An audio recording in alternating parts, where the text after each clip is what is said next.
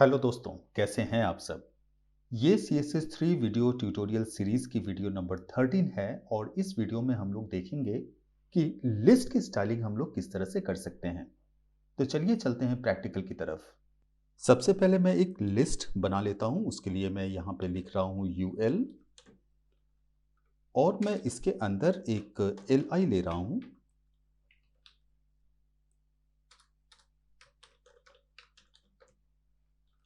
और मैं यहाँ पे एक फ्रूट की नेम लिख देता हूं, एप्पल। मैं इसे 4 बार और कॉपी कर लेता हूं और मैं यहाँ फ्रूट्स की नेम्स चेंज कर देता हूँ। मैं यहाँ पे लिख देता हूँ orange, grapes, banana and mango. अब मैं पेज को रिफ्रेश कर रहा हूँ तो ये देखिए, ये अभी इसकी डिफ़ॉल्ट स्टाइलिंग में डिस्प्ले हो रही है। अगर मैं आपको इंस्पेक्ट एलिमेंट करके दिखाऊं तो ये देखिए, ये जो बुलेट पॉइंट्स आपको दिख रही है ये पैडिंग के ऊपर दिख रही है। मतलब ये ब्लू वाली जो एरिया हम लोग देख रहे हैं ये पैडिंग की एरिया है और यूएल में बाय डिफ़ॉल्ट एक पैडिंग होती है लेफ्ट हैंड साइड में। तो ये बुलेट अभी लेफ्ट हैंड साइड पे डिस्प्ले हो रही है। अगर मैं चाहता हूं कि ये बुलेट अंदर डिस्प्ले हो, मतलब पैडिंग के बाहर डिस्प्ले हो, तो उसके लिए मैं यहाँ पे एक स्टाइल लिख सकता हूं।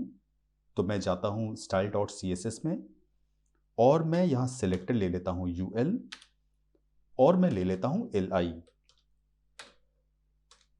तो इसकी पोजीशन चेंज करने के लिए मुझे यहाँ पे लिखनी पड़ेगी लिस्ट स्टाइल पोजीशन और मैं यहाँ पे लिख देता हूँ इनसाइड। अब मैं पेज को रिफ्रेश कर रहा हूँ तो ये देखिए, अभी ये पैडिंग के बाहर डिस्प्ले हो रही है। और अगर मैं इसकी वैल्यू दे देता हूँ आउटसाइड तो ये पैडिंग के ऊपर डिस्प्ले होगी। ये देखिए, ये अभी पैडिंग के ऊपर डिस्प्ले हो रही है। तो मैं फिलहाल इसे पैडिंग इनसाइड कर देता हूं।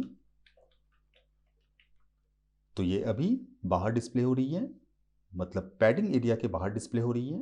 अब अगर मैं चाहता हूं कि इसकी बुलेट की स्टाइल चेंज हो जाए तो उसके लिए मैं यहां पे लिख सकता हूं लिस्ट स्टाइल टाइप और मैं यहां पे एक वैल्यू दे देता हूं सर्कल। अब देखिए, इसकी लिस्ट स्टाइल टाइप चेंज हो जाएगी, ये अभी सर्कल हो गई। सिमिलरली अगर मैं यहाँ पे स्क्वायर लिखता हूँ तो इसकी लिस्ट स्टाइल टाइप स्क्वायर में चेंज हो जाएगी। ये देखिए, यह भी स्क्वायर में चेंज हो गई। अगर मैं चाहता हूँ कि इसकी लिस्ट स्टाइल टाइप इमेज हो जाए तो उसके लिए मैं यहाँ पे लिख सकता हूँ लिस्ट स्टाइल। मैं यहाँ पे लिख रहा हूँ लिस्ट स्टाइल इमेज और मुझे यहाँ पे एक पाथ देनी पड़ेगी। तो मैं लिख रहा हूँ URL, मैंने ब्रैकेट स्टार्ट और एंड की। मैंने यहाँ पे एक इमेज डाउनलोड कर रखी है list.png के नाम से। तो मैं इसे यहाँ से कॉपी कर रहा हूँ, मैं इस नेम को यहाँ से कॉपी कर रहा हूँ और ये इमेज अभी इमेज फोल्डर के अंदर है। मतलब HTML के अंदर इमेज फोल्डर है और उसके अंदर हमारी ये list.png इमेज है और हमारी CSS की फाइल CSS फोल्डर के अंदर है और हम लोगों ने अभी स्टाइलिंग CSS फाइल पे की है। तो मैं जाता हूँ CSS की फाइल में और मैं यहाँ डबल डॉट लिखता हूँ, इसलिए कि हमें इमेज की फोल्डर से CSS के फोल्डर से हमें बाहर निकलनी पड़ेगी। फिर मैं स्लैश देता हूँ और मैं जाता हूँ इमेज की फोल्डर में और मैं यहाँ पे पेस्ट कर देता हूँ फाइल की नेम list.png। अब मैं पेज को रिफ्रेश करता हूँ तो ये देखिए, इसकी लिस्ट स्टाइल टाइप अभी इमेज हो गई है, वो एरो जो मैंने यहाँ पे फेच की है list.png। अब अगर मैं चाहता हूँ कि यहाँ पे कोई लिस्ट स्टाइल डिस्प्ले ना हो तो उसके लिए हम लोग यहाँ पे लिख सकते हैं, मैंने इसे कमेंट कर ली, अभी मुझे इसकी ज़रूरत नहीं है। तो अगर हम लोग चाहते हैं कि यहाँ लिस्ट स्टाइल टाइप डिस्प्ले ना हो तो मैं यहाँ पे लिख सकता हूँ लिस्ट स्टाइल टाइप नन। अब मैं पेज को रिफ्रेश करता हूँ तो ये देखिए, अभी कोई बुलेट यहाँ डिस्प्ले नहीं हो रही है। अब मैं चाहता हूँ कि यहाँ पे एक इमेज डिस्प्ले हो एज लिस्ट स्टाइल टाइप। तो उसकी तो एक प्रोसेस मैंने आपको यहाँ बताई, लिस्ट स्टाइल इमेज, जहाँ हम लोग इमेज की पाथ दे सकते हैं। मगर इसे डिस्प्ले करने की एक और प्रोसेस होती है, हम लोग बैकग्राउंड इमेज को भी यहाँ सेट कर सकते हैं। तो मैं आपको दिखाता हूँ कैसे।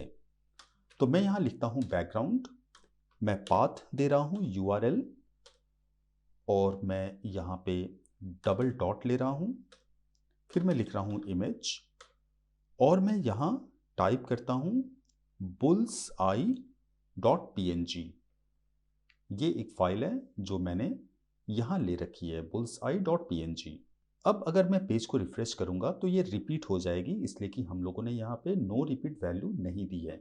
ये देखिए यहाँ पे रिपीट हो रही है, तो मैं यहाँ ले लेता हूँ नो रिपीट। अब ये रिपीट नहीं होगी।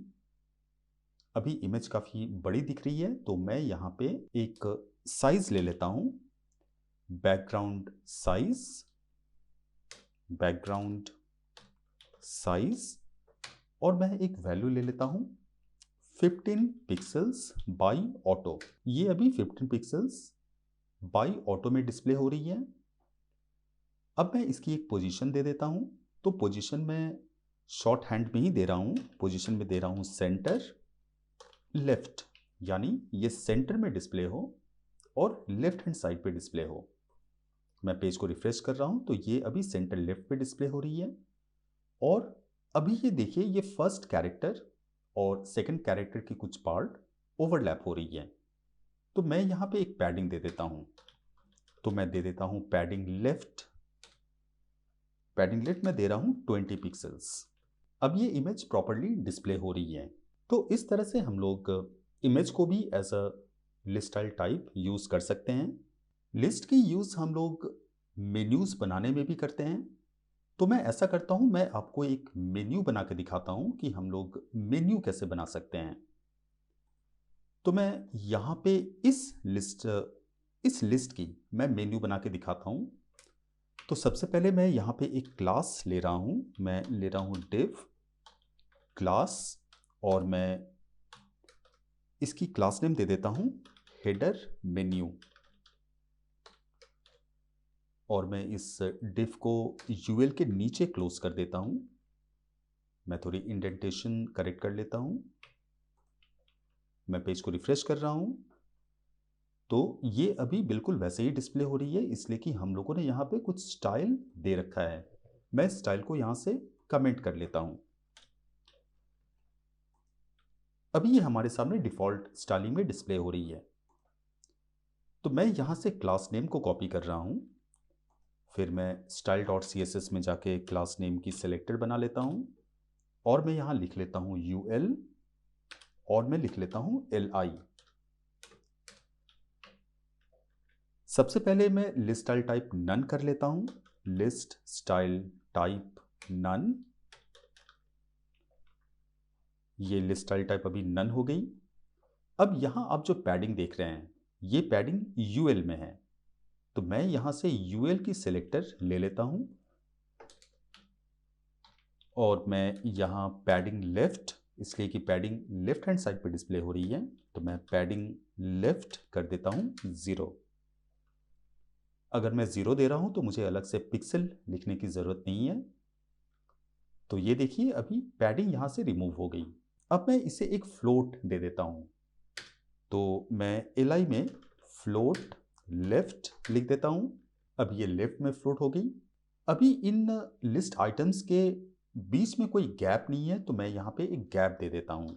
तो मैं यहाँ पे लिख रहा हूँ पैडिंग, और मैं पैडिंग टॉप बॉटम में दे रहा हूँ 5 पिक्सल्स, और लेफ्ट राइट मैं दे रहा हूँ 15 पिक्सल्स। पेज को मैं रिफ्रेश करता हूँ तो ये अभी कुछ इस तरह से डिस्प्ले हो रही है। मैं पैडिंग को थोड़ी छोटी कर लेता हूँ। तो ये देखिए, ये अभी ऐसे डिस्प्ले हो रही है। यहाँ पे फिलहाल कोई लिंक नहीं है, तो मैं यहाँ पे कुछ लिंक्स दे देता हूँ। तो मैं ये सारे पोजीशंस को एक साथ सिलेक्ट कर लेता हूँ, और मैं यहाँ लिख देता हूँ ahref is equal to quotation mark start और एंड, और मैं यहाँ पे कुछ भी लिख देता हूँ, https example.com।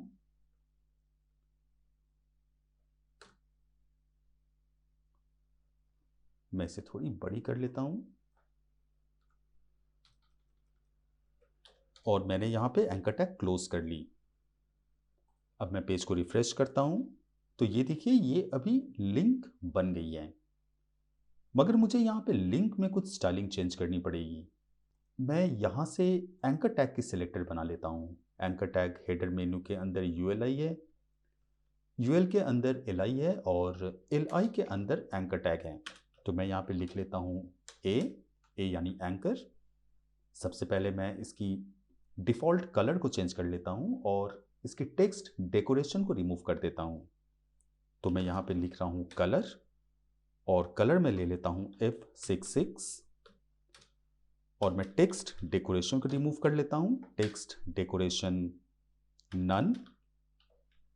अब मैं पेज को रिफ्रेश कर रहा हूँ तो ये देखिए ये अभी टेक्स्ट डेकोरेशन रिमूव हो गई और इसकी कलर भी चेंज हो गई। अब मैं चाहता हूँ कि जब मैं इस मेन्यू आइटम पे हवर करूँ तो इसकी कलर डिफरेंट डिस्प्ले करे। तो मैं इसे यहाँ से कॉपी कर लेता हूँ, मैं नीचे इसे पेस्ट कर रहा हूँ और मैं एक स्यूडो बना रहा हूँ हवर। इसके बारे में मैंने ऑलरेडी आपको बता रखा है। तो हवर में मैं इसकी कलर चेंज करके दे देता हूँ ग्रीन। मैं पेज को रिफ्रेश कर रहा हूँ और जब मैं इस पे हवर करूँगा इसकी कलर चेंज हो जाएगी। ये देखिए इसकी कलर अभी चेंज हो रही है और जैसे ही मैं यहाँ से माउस की कर्सर हटा लेता हूँ तो इसकी कलर वापस से रेड हो जा रही है। अब मैं चाहता हूँ कि यहाँ पे जो लिस्ट आइटम एक्टिव हो उसकी कलर डिफरेंट आ जाए। तो मैं index.html में जा रहा हूँ और यहाँ पे मैं एंकर टैग पे एक क्लास ले रहा हूँ। क्लास नेम मैं ले रहा हूँ एक्टिव। आप कुछ भी क्लास नेम ले सकते हैं, मैंने यहाँ पे एक्टिव ले ली। तो मैंने यहाँ ले ली क्लास नेम एक्टिव। अब मैं इस एक्टिव क्लास को यहाँ से कॉपी कर रहा हूँ। अब मैं यहाँ जाके इसे मैं यहाँ कॉपी कर लेता हूँ और A के अंदर अगर एक्टिव क्लास आती है तो उसकी कलर मैं दे देता हूँ ब्लू, कलर ब्लू। अब मैं पेज को रिफ्रेश करता हूँ तो ये देखिए ये अभी एक्टिव है तो इसकी कलर यहाँ ब्लू हो गई। मैं यहाँ कुछ भी दे सकता हूँ, मैं यहाँ पे येलो भी दे सकता हूँ FC0, मगर येलो यहाँ पे विजिबल नहीं होगी इसलिए कि येलो लाइट कलर होती है। तो ये देखिए ये काफ़ी लाइट में डिस्प्ले हो रही है। अब मैं अगर इस एक्टिव क्लास को यहाँ से कट करके मैं ऑरेंज में अगर पेस्ट कर देता हूँ तो ऑरेंज अभी एक्टिव हो जाएगी। ये देखिए ऑरेंज अभी एक्टिव हो गई और जब मैं दूसरे मेन्यू आइटम पे हवर कर रहा हूँ तो इसकी कलर ग्रीन हो जा रही है। तो इस तरह से हम लोग एक बेसिक मेन्यू बना सकते हैं। वैसे और भी टेक्नोलॉजीज़ यूज़ होती हैं और भी कोडिंग्स यूज़ होती हैं मेन्यू को और इंटरैक्टिव बनाने के लिए और भी स्टाइलिश बनाने के लिए, मगर ये एक बेसिक मेन्यू के एग्जाम्पल हैं जो आप ट्राई कर सकते हैं। तो इस वीडियो में हम लोगों ने देखा कि लिस्ट आइटम्स को हम लोग किस तरह से स्टाइल कर सकते हैं। हम लोगों ने डिफरेंट प्रॉपर्टीज़ और वैल्यूज़ के बारे में भी समझा। इस वीडियो में अभी बस इतना ही। नेक्स्ट वीडियो से मैं स्टार्ट करूंगा कि फॉर्म की एलिमेंट्स हम लोग कैसे स्टाइल कर सकते हैं। तो अगली वीडियो देखना ना भूलें। अगर आपको ये वीडियो अच्छी लगी हो तो आप इसे प्लीज़ लाइक और शेयर करें और मेरे चैनल को सब्सक्राइब करें। धन्यवाद।